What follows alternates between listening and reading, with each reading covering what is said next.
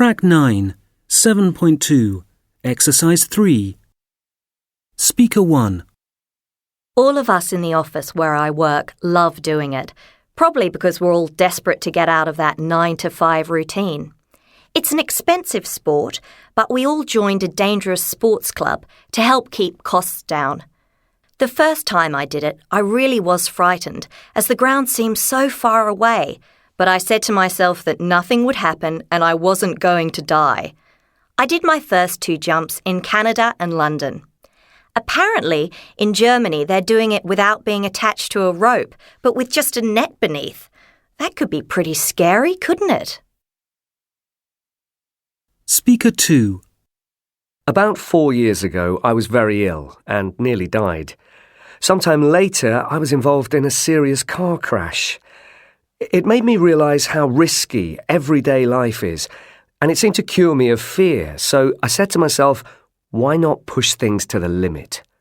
So I had a go at whitewater rafting in the States, and then moved on to other things. It's been brilliant.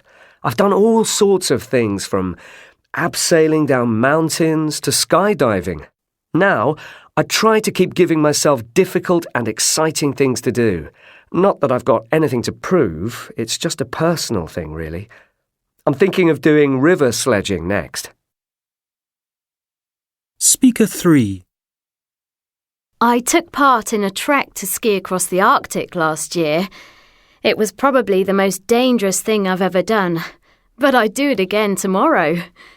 I was conscious all the time that death was very near, and in a strange way that made it seem more fun.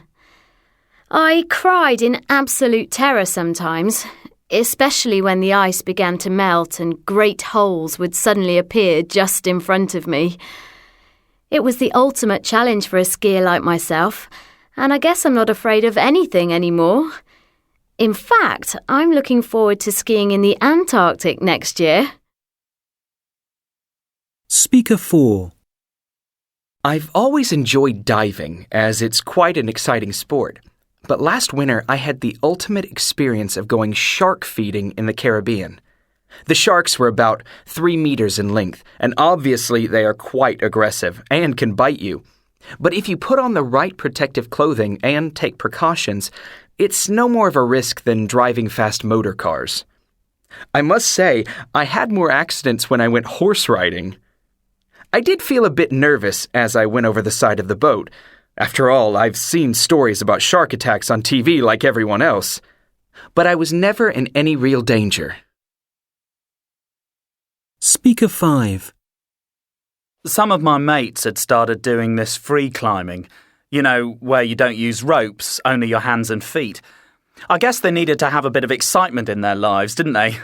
Me, I think I get enough from my job as a motorbike courier in London. Anyway, I went with them one weekend.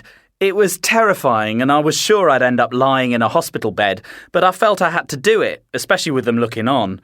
There was no pressure from them, but you know how it is. Anyway, I did my best and I have to say it gave me a real buzz. I can understand why people go in for this type of thing now.